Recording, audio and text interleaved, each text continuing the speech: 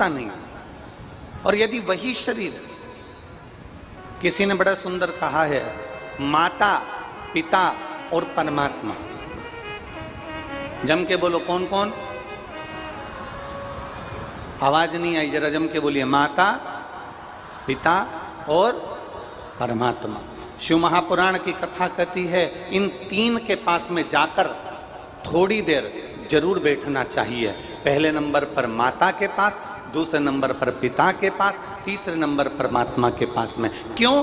जब हम हमारी माँ के पास में जाकर बैठते हैं, दिन भर तुमने व्यापार क्या किया, दिन भर दुकान पर क्या किया, दिन भर नौकरी में क्या करा, आपके घर में अगर वृद्ध माता है उसके पास में जाकर थोड़ी देर बैठो, उसके पास बैठोगे, उसको समय दोगे तो एक ना एक तुम्हारा मुसीबत का हल तुम्हारी माँ अवश्य बताएगी। अपने पिता के पास जाकर बैठो। घर में बुजुर्ग पिता है, बाप अगर घर में है, पिता अगर घर में है, तुम कहीं से भी आओ, दिन भर कितने भी व्यस्त रहो, कितनी भी नौकरी में, कितने भी व्यापार में, कहीं पर भी व्यस्त रहिए, 2 क्षण अपने पिता के पास जाकर जरूर बैठो, वह आपको अपनी मुसीबत का हल जरूर बताएंगे। और तीसरे नंबर पर परमात्मा, जिस महादेव को आप चाहते हो, राम को, कृष्ण को, शिव को, दत्त को, तुम्हारी मर्जी पड़े तुम जिसको भजते हो, उस परमात्मा के करीब में 2 क्षण आकर जरूर बैठो।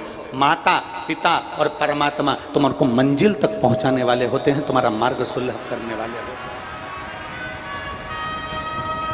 कुछ देर माता के पास में जाकर बैठिए, कुछ देर परमात्मा के पास जाकर बैठिए, कुछ देर अपने पिता के पास जाकर बैठिए और बैठो।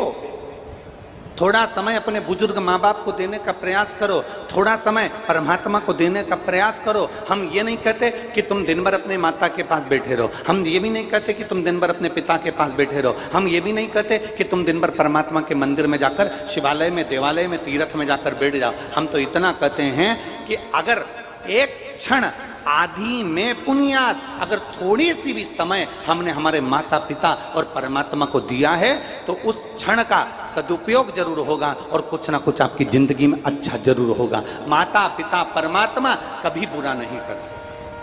दुनिया में सब बुरा कर सकते हैं, दुनिया में सारी दुनिया, सारी सृष्टि आपका बुरा करने में लग जाएगी, सारी दुनिया आपका बुरा कर सकती है, सारी दुनिया आपको गाली दे सकती है, सारी दुनिया आपको अपशब्द कह सकती है, सारी दुनिया आपको ताना दे सकती है, सारी दुनिया ईर्ष्या में भूलकर आपकी निंदा कर सकती है, पर केवल एक माता पिता और परमात्मा ऐसा होता है जो कभी कुछ आपके लिए गलत नहीं कर सकता। वो करेगा तो हमेशा आपके हित का ही करेगा और आपको आशीर्वाद ही देगा। वो माता पिता और परमात्मा।